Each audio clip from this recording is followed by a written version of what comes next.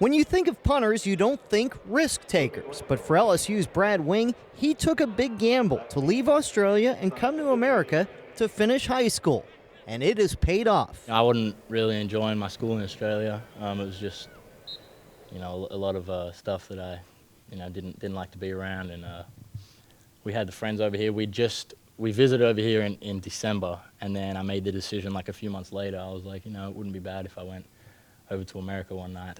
I said that at the dinner table, and my mom just about fell off her chair. But he attended Parkview, but had no intentions of playing football. That was until the former Aussie Rules club football player caught the eye of coaches with his kicking skill. I realized I would be staying when LSU, started to come watch me. Mm-hmm. And then when Coach Joe Robinson gave me the phone call and said, we want you to be at LSU, I knew from that point on.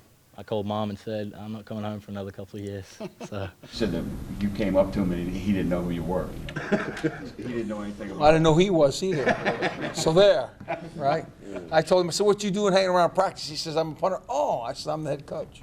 So Wing has more than settled into his life in America, but he gets a daily reminder from his teammates about being Australian. Your teammates do bad impressions of the way you speak?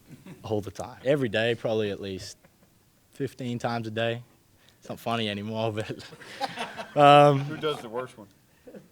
Probably Russell Shepard or... Russell Shepard. Jordan Jefferson does a terrible one, too. I couldn't even do it. Jordan sounds like some just creature out of a movie. I don't know. I hope he doesn't see this. He says things like, instead of, call me, he says, give me a bell.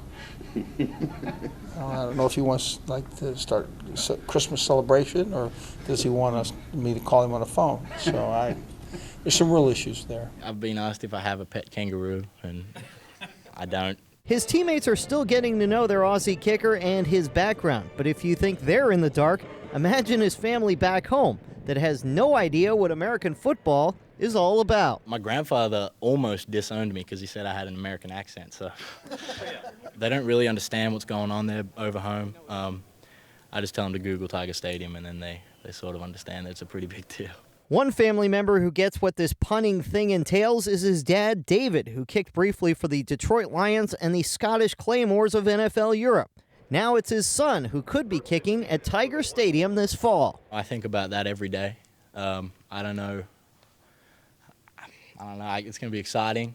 I just got to focus in, and the work that I've put in, I just need to let that take over. From Melbourne to the banks of the Mississippi River, Brad Wing has taken an unlikely path to big-time college football. But if Tiger fans are worried whether he can handle the pressure, when it comes to this Australian, no worries, mate. In Baton Rouge, Paul Boron for CST Tonight.